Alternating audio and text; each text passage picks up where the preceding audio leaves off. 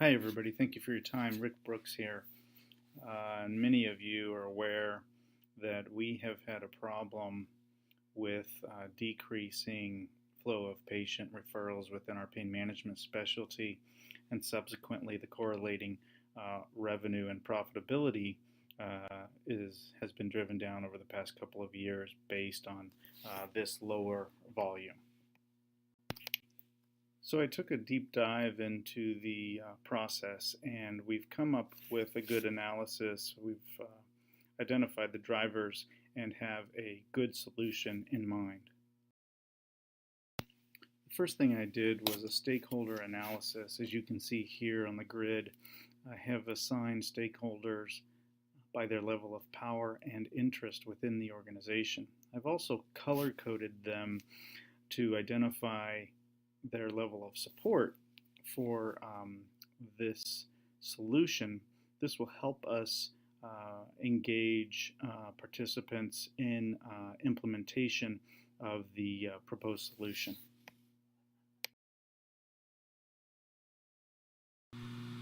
Given the bleak outlook for pain management, I'm suggesting that we discontinue the specialty and replace it with a total joint replacement program. Why would we do this? First, our existing orthopedic surgeons that come here do these very procedures elsewhere. So we'd be working with the same surgeons. Second, these surgeries have been performed on an outpatient basis elsewhere for the past 5 years. So it is a competitive need for us. And then lastly, the pro forma for total joint cases indicate that one total joint case would replace the revenue of 15 pain management cases.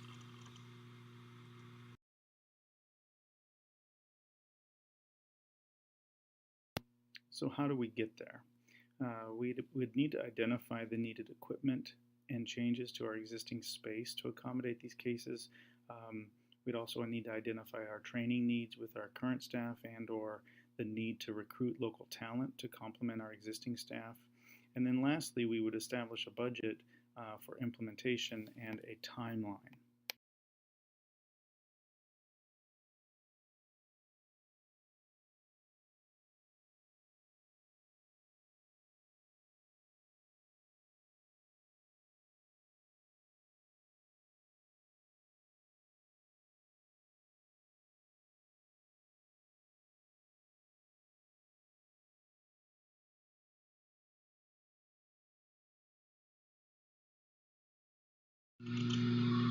Using the critical path method, we've identified the critical processes that need to be established and the timeline.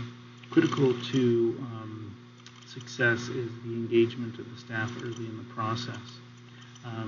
Additionally, we need to identify the physical space changes that we'll need to make through construction. A timeline was established using this Gantt chart. You can see the processes listed here and the start times and length of process estimated. These processes are estimated timelines here, and then we have built in cushion for late and or early starts.